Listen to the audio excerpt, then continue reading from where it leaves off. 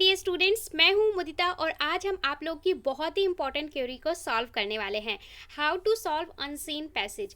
Unseen passage बहुत important है आपके क्वेश्चन पेपर में, क्योंकि ये आपका आता है रीडिंग सेक्शन में। जो पेपर है वहाँ पे रीडिंग सेक्शन, राइटिंग सेक्शन। जो रीडिंग सेक्शन है काफ़ी ज़्यादा इंपॉर्टेंट है। क्यों? क्योंकि इसमें बहुत कम मेहनत से आप बहुत अच्छा स्कोर कर सकते हो। और आपको क्लास 10 दो पैसेज मिलेंगे 5-5 मार्क्स के, जहाँ पे आपका क्या बन जाएगा 10 मार्क्स। तो 40 में से 10 मार्क्स बहुत इंपॉर्टेंट रखते हैं, बहुत मायने रखते हैं। यहाँ से बच्चा पास हो सकता है और अच्छे मार्क्स ला सकता है अगर वो इस सेक्शन को सही से कर लेता है। पर बच्चे यहाँ पे बहुत सारा टाइम वेस्ट कर देते हैं। पैसेज तो कर लेते हैं पर टाइम बहुत ज़्यादा लगा लेते हैं। तो यहाँ पे हम 3 ट्रिक्स के बारे में जानेंगे, ठीक है। 3 ऐसी ट्रिक्स जिसको यूज़ करके आप कभी भी पैसेज सॉल्व करोगे तो आप इजली और जल्दी अपने पैसेज को सॉल्व कर लोगे। सो जान लेते हैं। सबसे पहले इंग्लिश का ही पेपर है, इसलिए आपको इंग्लिश के पेपर की बहुत अच्छे से तैयारी करके और माइंड सेट करके जाना है। जो हमारी पहली ट्रिक है वो क्या है, जब भी आपको अनसीन पैसेज मिलता है, कोई भी पैसेज मिलता है, सबसे पहले आपको क्या करना है, रीड क्वेश्चन फर्स्ट। बच्चे क्या करते हैं, ज़्यादातर स्टूडेंट्स क्या होते हैं, जब पेपर सॉल्व करने जाते हैं तो क्वेश्चन में जो पहला क्वेश्चन होता है वो अनसीन पैसेज का ही होता है। और उस समय दिमाग फ्रेश होता है तो बच्चों को लगता है कि यार पैसेज ना जल्दी जल्दी फटाफट से मैं एक बार पैसेज पढ़ लेता हूँ। तो बच्चे क्या करते हैं, फटाफट से पैसेज पढ़ते हैं। यहाँ पे उनके लग जाते हैं 5 मिनट। फिर वो आते हैं क्वेश्चन पे। अब उन्होंने क्वेश्चन देखा, क्वेश्चन जब पढ़ा तो पैसेज भूल गए, फिर से गए पैसेज पे, फिर आंसर ढूंढ रहे हैं। अब इसे करने में उनको 15 मिनट लग जाते हैं अपना पूरा पैसेज सॉल्व करने में, पूरा पैराग्राफ को रीड करना, फिर क्वेश्चन पे जाना। तो यहाँ पे उनके बहुत सारा जो टाइम है वो वेस्ट हो जाता है। आपको एक्स्ट्रा मार्क्स तो मिलने वाले नहीं है इस चीज़ के। तो देखिए आपको क्या करना है, जैसे ही आपको क्वेश्चन पेपर मिलता है आप सबसे पहले कहाँ जाएंगे, क्वेश्चन सेक्शन पे जाएंगे, ठीक है। 2 पैसेज होंगे, लाइक आप फर्स्ट पैसेज सॉल्व कर रहे हैं तो इसके फर्स्ट क्वेश्चन पे जाएंगे, क्वेश्चन रीड किया, क्वेश्चन रीड करके इसके बाद गए पैराग्राफ पे, उसका आंसर लिया और फिर लिख दिया। ओके, इसके बाद सेकंड क्वेश्चन पे गए, फिर पैसेज पे गए, फिर आके आंसर लिख दिया।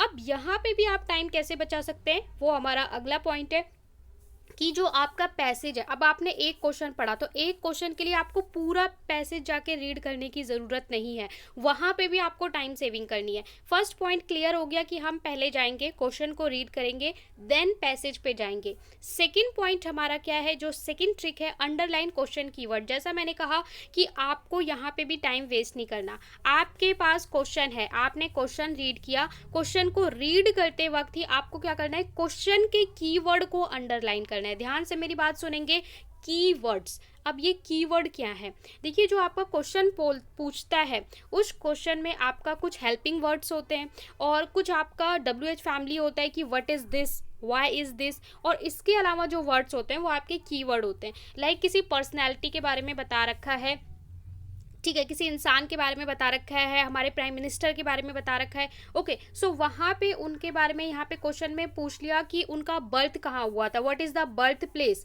बर्थ प्लेस, तो क्वेश्चन में क्या है, birth place is your keyword. तो आप क्या करोगे, जब क्वेश्चन पढ़ोगे तो वहाँ पे जो क्वेश्चन है वहाँ पे आप बर्थ प्लेस को, जो जो आपके कीवर्ड है ना, उनको फटाफट से अंडरलाइन पेंसिल से कर लोगे। और अब जैसे ही आप पैसेज में जाओगे तो आप अपनी सरसराती हुई आंखों से जो फटाफट से क्या करोगे, इन्हीं कीवर्ड को क्वेश्चन में देखोगे, पैसेज में जहाँ पे वो कीवर्ड नजर आए उसी के आसपास ही आपका आंसर होगा। 2 से 3 लाइन ही आपको पढ़नी पड़ेगी और उसी में आपको आंसर मिल जाएगा।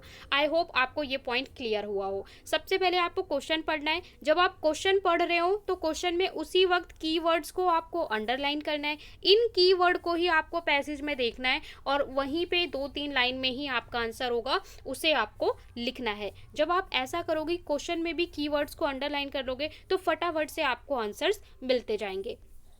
जो हमारा नेक्स्ट पॉइंट है वो आता है, जो कुछ क्वेश्चन होते हैं जो लास्ट में 1 या 2 क्वेश्चन होते हैं, वो कैसे होते हैं कि आपको एक वर्ड दे दिया जाता है कि दिस वर्ड, इस वर्ड का आपको सेम मीनिंग यानी सिनोनिम ढूंढना है या फिर अपोजिट वर्ड बताना है, एंटोनिम ढूंढना है, ठीक है। वो सिंपल बोल देता है, सिनोनिम या एंटोनिम भी बोल देता है, अपोजिट बोल देता है, सेम मीनिंग बोल देता है, ठीक है। तो यहाँ पे आपको क्या बोलता है, 1 मार्क का ये क्वेश्चन होता है।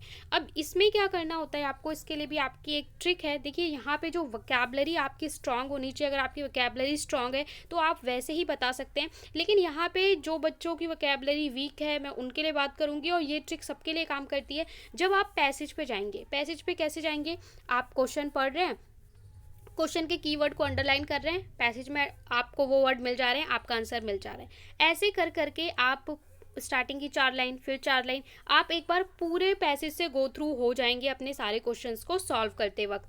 तो जब आपसे वो बोलेगा कि इस वर्ड का सेम मीनिंग बताइए, तो जब आप पैसेज में पढ़ रहे हो तो पैसेज में भी आपको सेम थिंग करनी है, पैसेज में भी आपको कीवर्ड अंडरलाइन करते हुए चलना है। देखिए पैसेज में जब आप पढ़ेंगे ना, तो कुछ वर्ड्स तो ऐसे होते हैं जो हेल्पिंग वर्ड्स होते हैं, ठीक है, is, was, the, were, had, has been, तो इनका आपको पता है कि ये कनेक्टिंग वर्ड्स हो गए, ठीक है, टेंस यूज़ हो रहा है, कनेक्टिंग वर्ड्स यूज़ हो रहा है, किसी का नाम यूज़ हो रहा है, तो उनको छोड़ दीजिए। उसके अलावा जब आप पैसेज को पढ़ रहे हैं तो वहाँ पे कोई ना कोई ऐसे वर्ड आते हैं बीच बीच में जो अलग से वर्ड होते हैं या फिर उनका मीनिंग आपको नहीं पता, तो आप ऐसे वर्ड्स को ऐसे सर्कल कर लेंगे, ठीक है, इस तरीके से, जिनका आपको मीनिंग नहीं पता या फिर जो डिफरेंट वर्ड आ रहे हैं, कीवर्ड्स आ रहे हैं पैसेज में, उनको आप पहले ही अंडरलाइन कर लेंगे। अब जब वो पूछता है कि सिनोनिम या अपोजिट बताइए, तो समटाइम वो पैराग्राफ भी बता देता है कि जो हमारा स्टेंजा 1 है या स्टेंजा 2 है, पैराग्राफ 1 पैराग्राफ 2, इसमें से ही ढूंढना है। तब आपको क्या करना है, कोई आपको उसने वर्ड दिया, उसका आपको अपोजिट बताना है, तो आप जाएंगे यहाँ पे जो आपने कीवर्ड्स डाउनलोड बोल रही हूँ, कीवर्ड्स अंडरलाइन किया है, इन्हीं में से ही आपको वो अपना आंसर मिल जाएगा। 70 to 80% चांस होता है, जो आपको पहले से ही आपने टिक कर रखे होंगे कीवर्ड्स, थोड़े डिफरेंट वर्ड्स, उसमें ही आपको उसका आंसर मिल जाएगा। यहाँ पे मैं एक चीज़ और क्लियर करना चाहूँगी, कई बार क्या होता है, आपसे कोई वर्ड दिया आपको और उसने बोला कि इसका भाई मुझे अपोजिट बता दीजिए। आपकी जो वोकैबुलरी है काफ़ी अच्छी है और आपको इस वर्ड का मीनिंग ऑलरेडी आता है, तो आप ऐसा नहीं करेंगे कि मुझे तो भाई इसका वर्ड का मीनिंग आता है, इसका मुझे अपोजिट पता है, मैं एग्जैक्टली इसका अपोजिट लिख दूंगा। अपने मन से आपको नहीं लिखना, इसका जो भी अपोजिट आपको पैसेज में दिया है वही लिखना है, क्योंकि आपको पैसेज से ही आंसर निकालना है, अपनी नॉलेज से कोई भी आंसर नहीं देना है। अब जब आप पैसेज से आंसर निकालोगे तो देखिए आपको यहाँ पे अपने मन का आंसर नहीं लिखना है, पैसेज में आप लोग जाओगे और पैसेज में भी जब देखिए आपको हो सकता है एक वर्ड है उसका मीनिंग आपको नहीं पता, तो आप उसका अपोजिट कैसे निकालोगे, ठीक है। तो अब आपको क्या करना है, अब आपको जब पैसेज में मैंने बोला आप कीवर्ड्स को अंडरलाइन करके रखोगे, हो सकता है आपके पास 6 कीवर्ड हैं, ठीक है, 6 ऐसे वर्ड हैं जो आपको पैसेज में मिले हैं, जो डिफरेंट थे, आपने उनको अंडरलाइन कर रखा था। अब आपसे वर्ड का पूछा कि इसका आप मीनिंग बता दीजिए, तो आप क्या करोगे, ये आपको नहीं पता था फिर भी आप 6 वर्ड, अब यहाँ से एक वर्ड उठाओगे, ठीक है, आपको इसका मीनिंग पता होगा, ठीक है, और नहीं भी पता होगा तो कनेक्टिंग वर्ड्स के साथ जोड़ के आप उसका मीनिंग आइडेंटिफाई कर सकते हो, तो आप उसको एलिमिनेट करोगे, फिर दूसरा वर्ड उठाओगे, अच्छा ये तो कुछ और बन रहा है, तीसरा उठाओगे, ये तो कुछ और बन रहा है, तो यहाँ से भी आप सही आंसर तक पहुँच जाओगे। यानी जब आप पैसेज पढ़ें तो वहाँ पे कीवर्ड्स को अंडरलाइन करें, बाद में जब आपसे अपोजिट या सिनोनिम एंटोनिम पूछे तो वहाँ से आपको आंसर अपने मिल जाएंगे। 70 to 80% अगर आप सही कीवर्ड को अंडरलाइन करते हैं तो उसी में से आपका एक आंसर भी होता है। ओके, जो अगला हमारा पॉइंट है, do not copy paste same lines. इस बार जो सीबीएसई ने अपना मार्किंग स्कीम रिलीज़ किया है, जिसपे मैंने वीडियो भी बना के दिया था क्लास 10, वहाँ पे क्लियरली लिखा गया है कि आपको एग्जैक्टली कॉपी नहीं करनी है पैराग्राफ की लाइन। समटाइम स्टूडेंट्स क्या करते हैं कि देखिए यहाँ पे उसने पूछा कि व्हाट इज़ दिस, ठीक है, किसी क्वेश्चन के बारे में कि इसका क्या बेनिफिट है, कुछ क्वेश्चन पूछा, अब बच्चा गया पैराग्राफ पे, ठीक है, पैसेज पे गया, वहाँ पे वो 4 लाइन यहाँ से शुरू हुआ और फुल स्टॉप यहाँ पे है। अब उसको समझ नहीं आ रहा कि मैं इसको कहाँ तक लिखूँ, ठीक है, क्योंकि फुल स्टॉप तो आया नहीं, तो उसने पूरी 4 की 4 लाइन यहाँ से शुरू की और यहाँ तक पूरी उठा के छाप दी, ठीक है, एग्जैक्टली 4 लाइन उठा के छाप दी। अगर आप ये गलती करेंगे तो आपको 1 में से हाफ मार्क ही मिलेगा, क्योंकि जो एग्जामिनर है वो आपके आंसर को यहाँ से नहीं ढूंढेगा। सीबीएसई ने क्लियर बोल दिया है, अगर आप अपना माइंड यूज़ नहीं करेंगे वहाँ पे आपको हाफ मार्क मिलेगा, मार्किंग स्कीम में क्लियर किया गया है। दैट मीन आपको आंसर कैसे लिखना है, उसने पूछा व्हाट इज़ दिस, ठीक है, for example what is this, किसी चीज़ के बारे में पूछा, तो आपको आंसर कैसे लिखना है, this is why this is happening, तो दिस इज हैपनिंग बिकॉज, जैसे कनेक्टिंग वर्ड्स होते हैं आप बिकॉज यूज़ करते हो, ठीक है, बिकॉज, और उसके बाद जो उसका मेन रीज़न है उसको आप लिख देंगे। इस तरीके से आपको आंसर लिखना है।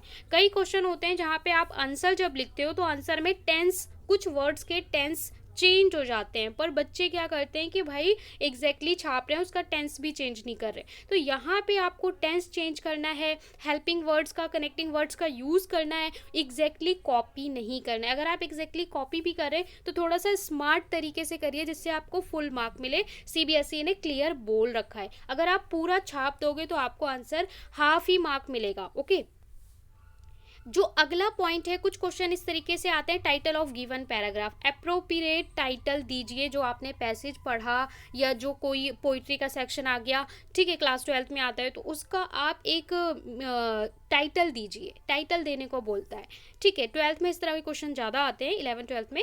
सो 10th में भी कई बार आ जाता है। तो अगर आपसे टाइटल पूछता है तो टाइटल कैसे देना होता है, यहाँ पे भी आपको इस बात का ध्यान रखना होता है कि टाइटल आपका 1 वर्ड का हो, 2 वर्ड का हो या 3 वर्ड का हो, ठीक है, 3 वर्ड से ज़्यादा का ना हो। आपका टाइटल ऐसा नहीं कि टाइटल में आपने पूरी लाइन लिख दी। जब आप कोई स्टोरी पढ़ते हो, देखते हो, आपकी बुक में टाइटल क्या होता है, 1 वर्ड का होता है ना, ठीक है, 2 वर्ड का होता है, 3 वर्ड का होता है। तो बहुत ज़्यादा लंबा आपको टाइटल नहीं लिखना। टाइटल कैसे ढूंढना होता है, जब आप पैराग्राफ रीड कर रहे होते हो तो बार बार जो वर्ड रिपीट हो रहा होता है, आपके दिमाग में एक चीज़ तो क्लियर हो जाती है कि इस चीज़ के बारे में बताया जा रहा है, उसी से रिलेटेड आपका टाइटल होना चाहिए। अब पैराग्राफ किस किस तरह के आते हैं, एक तो आता है पर्सनैलिटी के बारे में, किसी फ्रीडम फाइटर के बारे में बता दिया या किसी फेमस पर्सनैलिटी के बारे में बता दिया कि ये इनका जन्म यहाँ पे हुआ था, इन्होंने ये चीज़ें की थी। तो आप किसी पर्सनैलिटी के बारे में बोल रहे हैं तो आप बोल सकते हो कि this personality, journey of this person, okay, इस तरीके से आप टाइटल दे सकते हो, या फिर उस पर्सन का नाम भी दे सकते हो, तो वो आपका टाइटल बन जाएगा। और टाइटल में आप कुछ भी लिखिए, आपको मार्क्स मिलेगा, बस उस पैराग्राफ से रिलेटेड होना चाहिए। कई बार जो अगला टॉपिक टाइटल का होता है वो होता है सोशल इश्यूज़ के ऊपर, लाइक ग्लोबल वार्मिंग के ऊपर आपको दे दिया, जंक फूड के ऊपर दे दिया, तो वहाँ पे आप लिख सकते हो advantage of this, disadvantage of this, merit of this, demerit of this, इस तरीके से आप दे सकते हो। पॉल्यूशन दे दिया उसने, या फिर आपको कुछ और भी अलग तरह के टॉपिक्स दे देता है। तो जो भी टॉपिक है वहाँ से ही आपको अपना टाइटल निकालना होता है। तो इन 5 बातों का ध्यान रखेंगे तो आप अपने पैसेज को बहुत ही आसानी से सॉल्व कर लेंगे और जल्दी सॉल्व कर लेंगे। सो अगर वीडियो अच्छा लगा है तो वीडियो को ज़रूर लाइक करें, शेयर करें, चैनल को सब्सक्राइब करें। जो अगला आपका इंग्लिश का अगला सेक्शन है वो है राइटिंग सेक्शन, जहाँ पे आपको लेटर आएगा और थोड़ा ग्रामर सेक्शन आएगा। तो उसमें भी अगर डाउट है तो आप कमेंट में पूछ सकते हैं।